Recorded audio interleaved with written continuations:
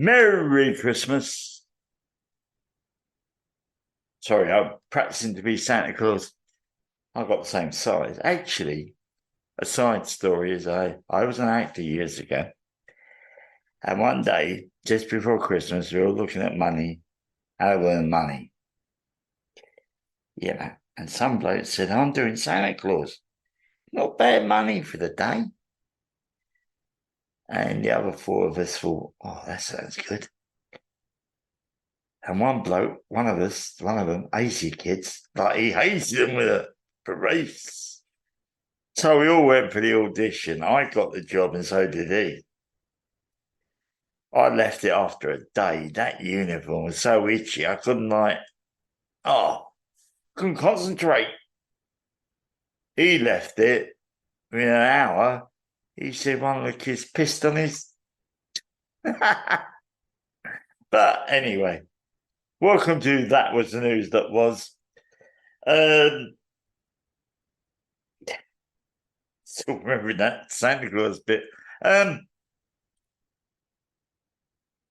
It's been interesting. There's an aside note which isn't going to be talked about. For those who knew, I usually look at a theme, a word that connects the three stories. I've got the three stories, but I want to talk about a full story first of all, and which does disgust me.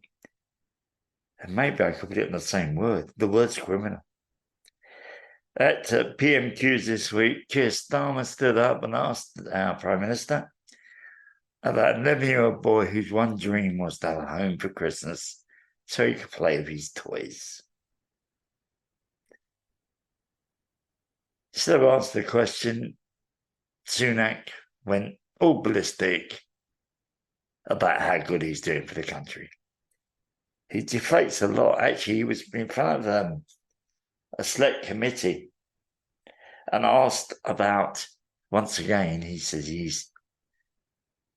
he's cut the cost of everybody, yet the Office of Statistics has announced, no, we're not gaining any money.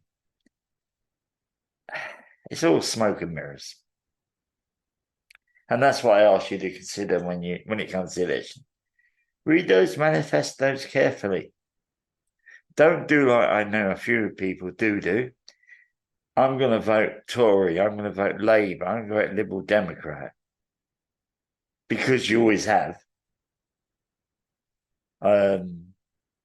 So that is for me.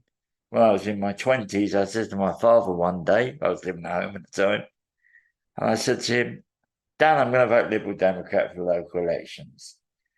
And he let me get away with blue murder, really. And he turned around to me and said, you are not. We are a Labour family. And in those days, that's what the attitude of quite a few people were. That we are a whatever party family. And that's how we're going to vote for the rest of our lives. No. I mean, that's wrong. Unfortunately, manifestos don't tell the truth. I'm very interested. I might do it over the Christmas period. I've got lots to do anyway. I always have lots to do with this podcast. Is see how many promises the Conservative Party made in 2019 haven't happened. Two of them haven't happened. One of them is Lynn sleeping, and the other one is the rent reform bill. That's just two. I'm sure there's others. There's loads of reasons why these things don't happen. Maybe one day I'll get somebody to come on and talk about it. Maybe one of you have this knowledge and like to share it. At the beginning of the year, I've got Mr. Tim Wood. Tim is on a panel with me, and we're talking about he's very passionate about the vote and homeless people. And he taught me quite a bit. Yeah, it'd be interesting. It's difficult. I get all these interesting subjects, and I have to instinctively make it into a program. It's not like I did the first incarnation of my podcast. I just chose the subject that week and just did it. No, I'm planning a lot more.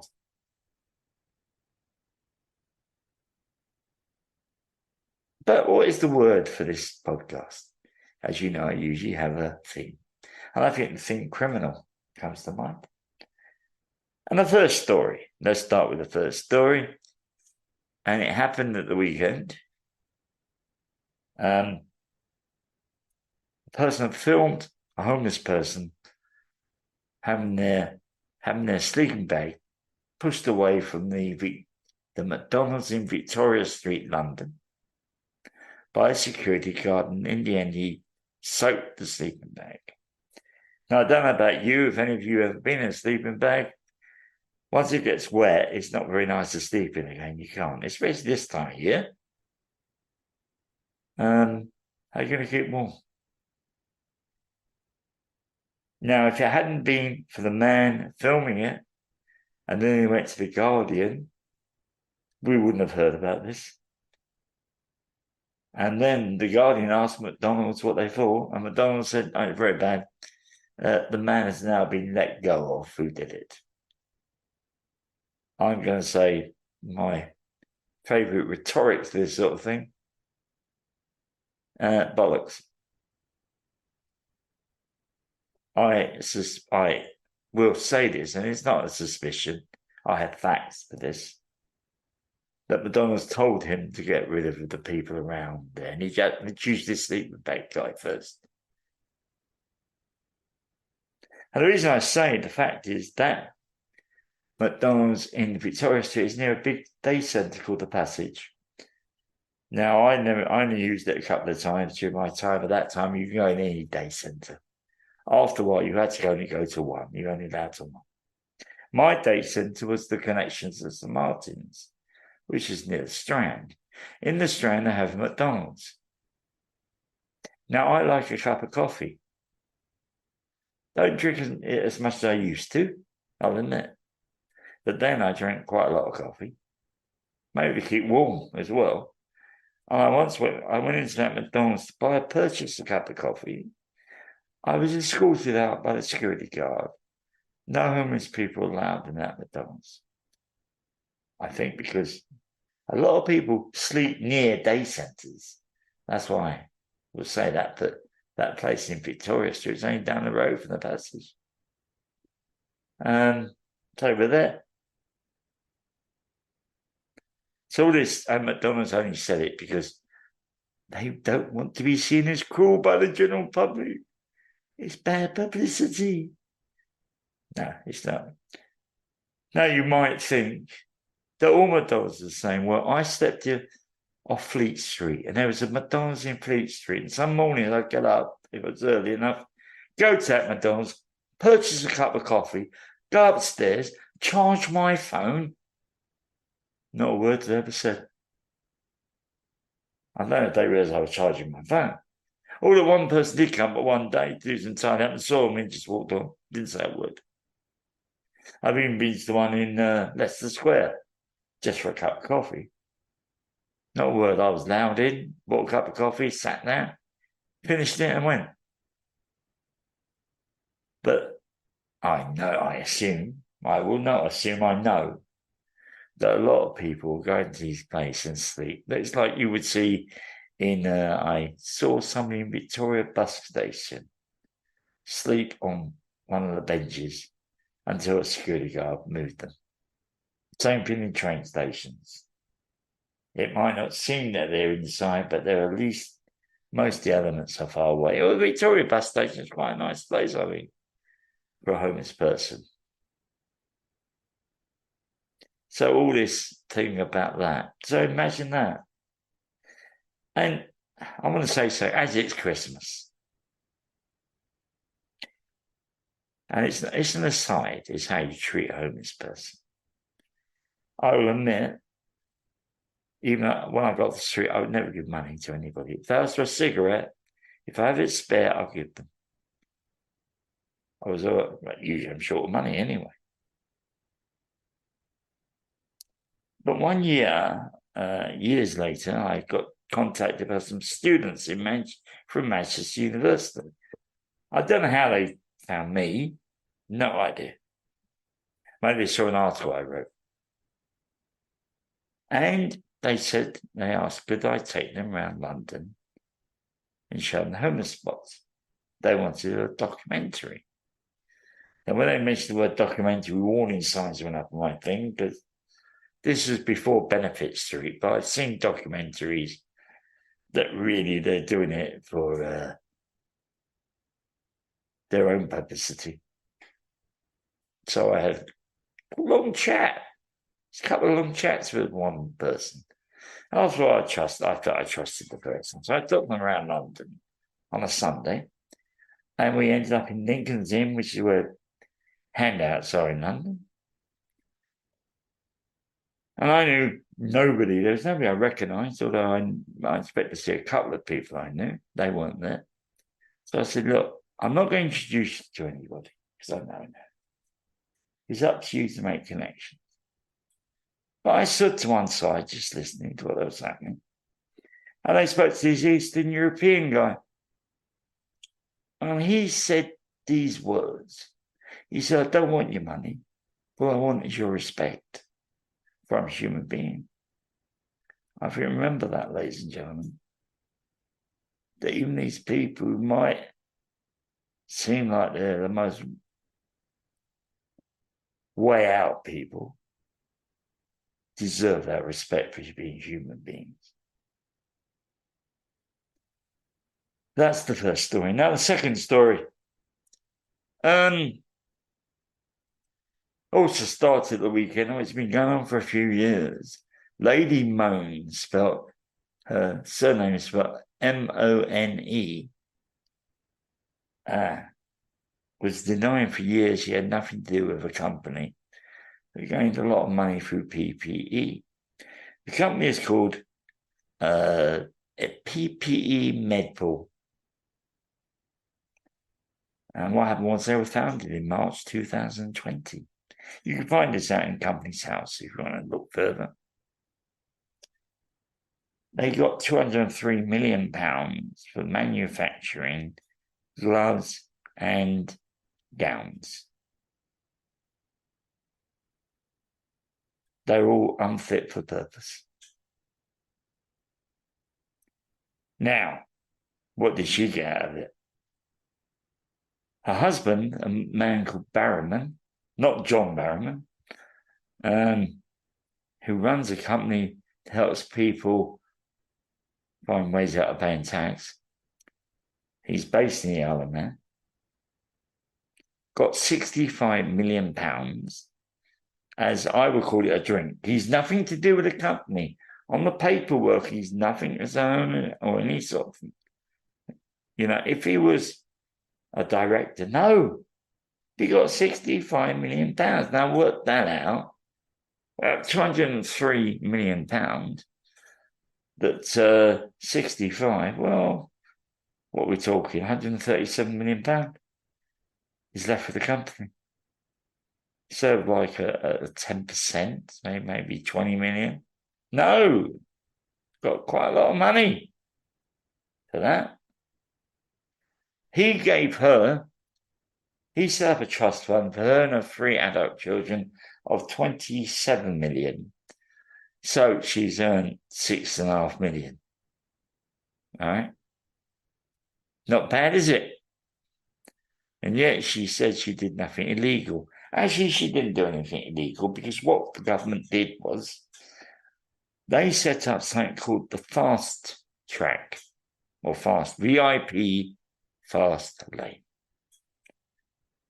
For this, if a member of Parliament or a member of the House of Lords could put forward a company to do the VIP, do the COVID work. Doesn't matter they had experience. There was actually a company as well known for manufacturing PPE equipment. They never got a look in because they never had something of that equivalent supporting them. Is that fair? Is that logical? This company had never manufactured anything. It had been set up for the sole purpose of earning money. I know somebody very well who said, that's a good idea. It's a moral idea. And as I said, for 3 years, she was denying she had anything to do with it. And then she appeared on Laura Gunsberg's show, in which she admitted it. And then she said, I did nothing wrong. I would say, yes, you did something wrong. You helped somebody earn lots of money, which they had no experience. It would be like me asking, I don't know, Cadbury's to manufacture a car.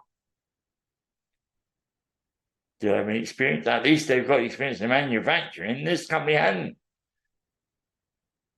And that guy, her husband, after 27, work it out. He's got £38 million for a nice, in the markets, we call it a drink.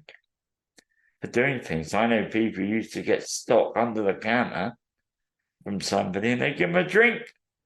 Not that sort of money, of course, but it'd be a few quid because they're saving their money.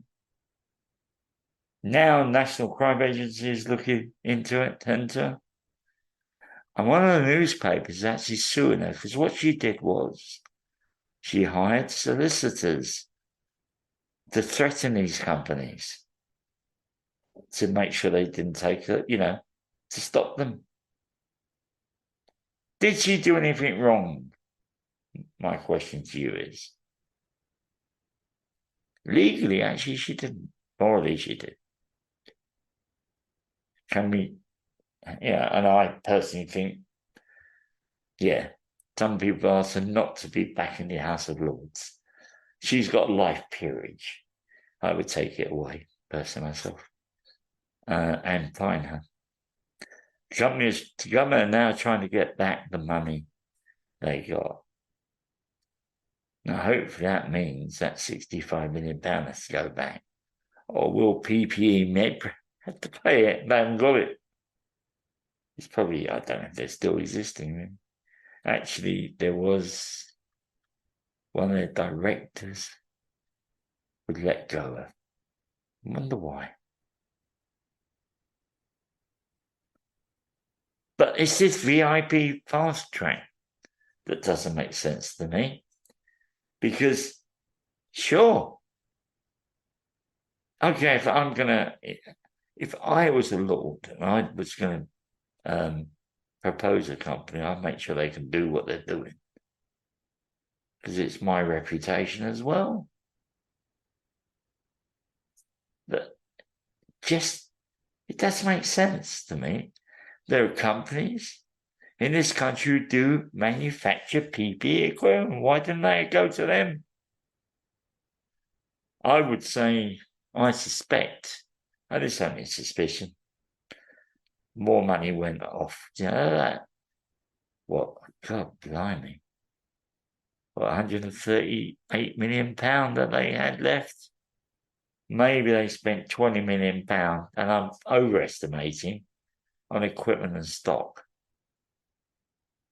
That still leaves quite a bit. To use the market phrase, drinks went round.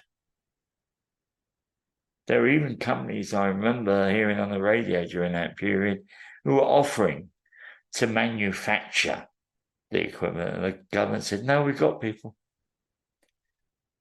And yet, there's now a figure that's come out, £15.9 billion had been lost in that period to fraud. That is something the COVID inquiry is also looking into. Be very interesting about their results. Now the final story, which is criminal.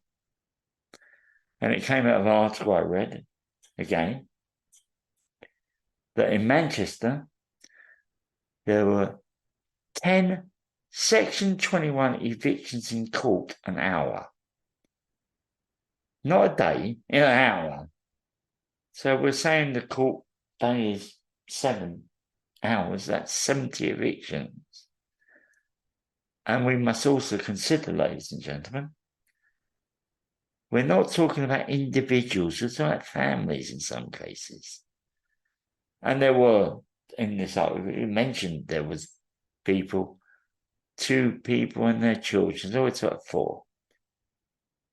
So if we take that by an average of 3, that's 210 people now. That's just in Manchester in one day. What about the rest of the country? I was talking with somebody the other day about that in London there's now a bidding war for rents. He said, it's not only in London here. He lives in Southampton. It's not in London. You've got to realise that. And I do. Unfortunately, most of the facts I come across are in London. Well, I know it's happening across the country, but this Section 21, originally, it was going to be part of what they call the Rent Reform Act. They announced that in 2019 as part of their manifesto. There are quite a few things in their manifesto they've announced that haven't happened. They were going to end rough sleeping in the year 2024. That's not going to happen. I'm actually on a panel that talks to the government about it. And there was a report shared with by my friend of mine, Andrew, who came on. Andrew sent me a report he came across. The Kerslake report, which actually said, and I'm lazy. I read conclusions of reports. Then I read the details or I disagree with it. Just said that rough sleep will not end in 2024. I think most of us knew about it. Actually, somebody I respect, when I asked him about it, he said, oh, it will happen. But no, it didn't. And now we've got this. They took Section 21 out of the Rent Reform Act. I'm not going to talk about the Act because it's not law. Lots of good ideas there, but I'm not going to talk about fiction.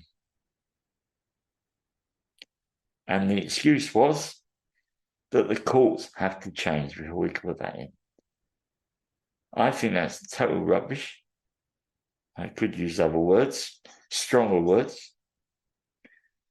Because for the courts to change, the courts only enforce the law. So the law has to change. Why not just ban Section 21s? For those who don't know, Section 21 is this. You can get a Section 21, which I would deem the atomic bomb of evictions. There's no defence against it. There's only one or 2 little things you can do against it. You then have 2 months to leave your place. Normally, most things happen in court. I had a Section 21. I went to court. Joe didn't appear. Their brief. I know lawyer. I was prepared. I got an extension of 3 months because of that. If they had appeared, I don't know if I'd won or not. I probably have lost. I might have got another extension. I couldn't find anybody's move at that period. But, because it is the only reason normally that Section 21s can be contested is usually a paperwork bit. And it's only that means it's temporary, staving off the eviction. There was a case I came across while I was trying to look into this originally years ago. Is the paperwork that had been issued on a piece of paper. Scrap the paper, you got a Section 21. No. Has to be done in a formal way and the wording has to be there. There is a case where they put the date of the person entering the accommodation wrong. It was shut down on that basis. But it only staves off the eviction. And I was talking to somebody who used to be an estate agent about this. She told me the normal things, bad rent, payment, not look after the property, the normal things. But then she mentioned something I found very interesting. Sometimes the estate agent would tell the landlord, I'll get more money for your property, but you've got to get rid of the tenant first. Greed. There is another reason I think a lot of Section 21s are happening now is the landlord can't afford to pay the rent, their mortgage. So there are logical reasons, but I personally would love to see a day when they don't exist. They are draconian in their manner, and we have to stop it. But how? I actually, we were talking. I said to when Matt Downey came on a Crisis, we were discussing. He asked my opinion, and I said to him, the problem is most MPs are landlords. There was a stage where I'll share with you, they were trying to sell at regulating landlords. It never got through. There are many ways that bills don't go through. That happen. And I'll talk about it more one day. But that's it, really. These 3 criminal acts, they have to be stopped. Honestly, ladies and gentlemen, I don't know the solution. I wish I did. But as it's the final one before Christmas, I'll say again, Merry Christmas to you all. On Christmas Day, I had my friend Nicola come along. And that was an interesting one because I was trying to get a few people. It never happened. Some people I think have had too much. I didn't want to approach them. Other people, no. And I want to know why people are doing things. Nicola, a wonderful person. How I met her is interesting. I'll talk about that. I noticed she was on Facebook. She was friends with somebody I know. I thought, that's things with the homeless.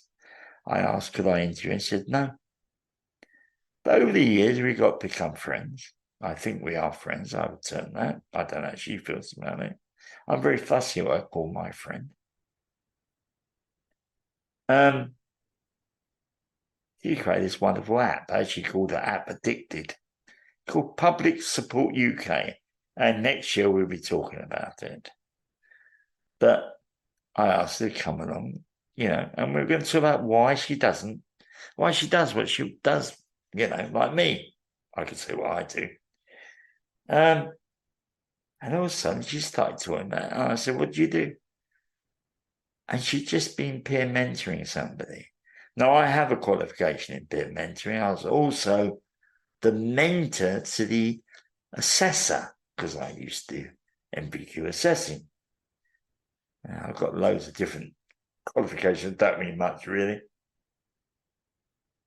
So I knew it from the formal paperwork point of view.